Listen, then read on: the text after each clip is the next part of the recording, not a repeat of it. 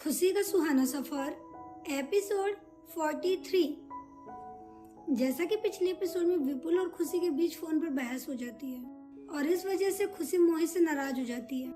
नमस्कार दोस्तों, मैं नम्रता शर्मा लेकर आई हूँ अपनी लिखी हुई कहानी जिसका नाम है खुशी का सुहाना सफर। उम्मीद करती हूँ कि आपका और मेरा ये सफर भी सुहाना रहेगा।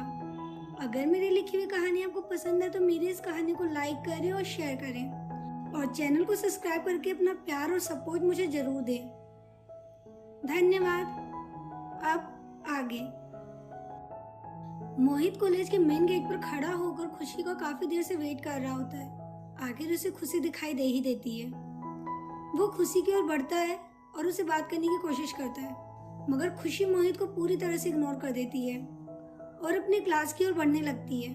मोहित उसके पीछे पीछे जाता है और अपनी बात उसे समझाने की कोशिश करता है, पर खुशी उसे नहीं सुनती और चुपचाप बिना कुछ बोले आगे बढ़ती रहती है।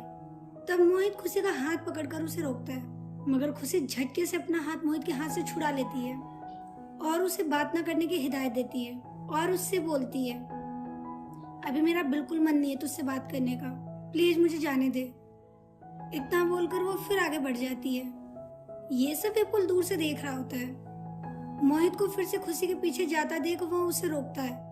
विपुल मोहित से बोला, क्या यार, कब से उसके पीछे पीछे घूम रहा है और वो तुझे कब से इग्नोर कर रही है? बात तो समझ। एक तो वैसे ही क्रैक है और अभी तो वो गुस्से में भी है, तो अभी तो तेरा कुछ नहीं हो सकता, इसलिए तू अभी उसके पीछे पीछे मत जा। जब उसका गुस्सा शांत होगा तब उससे बात कर लेना। अभी क्लास का टाइम हो गया, चल एटलीस्ट अटेंडेंस तो लगा आते हैं। इस तरह से विपुल मोहित को अपने साथ ले जाता है। उधर अचानक से फिर कोई खुशी का हाथ थामकर उसे रोकता है। खुशी बिना उसकी ओर देखे बोली, मोहित एक बार बोला ना नहीं करनी मुझे तुझसे बात, अब हाथ छोड़ मेरा, वरना मैं जिंदगी में कभी तुझसे बात नहीं करूंगी। तभी खुशी के सामने एक लड़का आया और खुशी को बोला, कौन मोहित? मैं मोहित नहीं हूँ, पहचाना नहीं मुझे? ये सुनकर खुशी उस लड़की की ओर गौर से देखने लगी और फिर उसे याद आया कि ये लड़का तो उसका एक्स क्लासमेट था। जब खुशी अपनी माँ के ट्रांसफर के बाद दिल्ली शिफ्ट हो गई थी तो उसका एडमिशन उसके पेरेंट्स ने वहीं के एक लोकल स्कूल में करवाया था, जिसमें आज दीपक पढ़ता है। हाल ही में खुशी 10th क्लास में फेल होकर उस स्कूल में एडमिशन लिया था।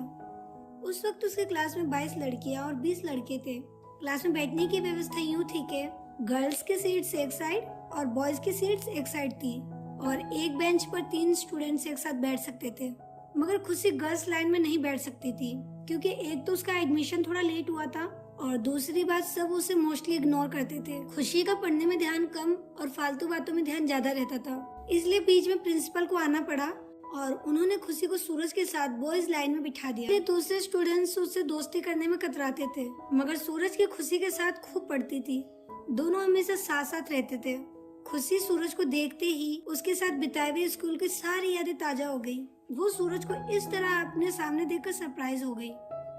वो एक्साइटमेंट में बोली, सूरज तू यहाँ? सूरज बोला, हाँ, सीनियर सेकेंडरी में 98% स्कोर किया है, इसलिए यहाँ। मगर ये बता कि तू यहाँ कैसे? इस सवाल को सुनकर खुशी थोड़ा इरिटेट होते हुए बोली, यार जो भी मुझे मिलता है सब ये एक ही सवाल क्यों करते हैं मुझसे? सूरज खुशी की खिंचाई करते हुए बोला, क्योंकि जो तुझे जानते हैं उन्हें तेरा सारा रिकॉर्ड मालूम होगा ही, और फिर इस कॉलेज में एडमिशन के बाद तो ये सवाल सब करेंगे ही।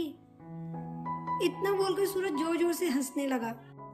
खुशी समझ जाती है कि सूरज उसका मजाक उड़ा रहा है। खुशी का मुंह उतर जाता है। वो सूरज को कोई जवाब नहीं देती और मुंह फेर लेती है। उसे इस तरह मुंह फेरता देख और उतरा हुआ चेहरा देखकर सूरज उससे बोला, अच्छा बाबा, मत बता कि तू यहाँ कैसे? तू कंफर्टेबल हो तब बता देना, मगर ये तो बता कि 2 साल कहाँ गायब हो गई थी? खुशी बोली,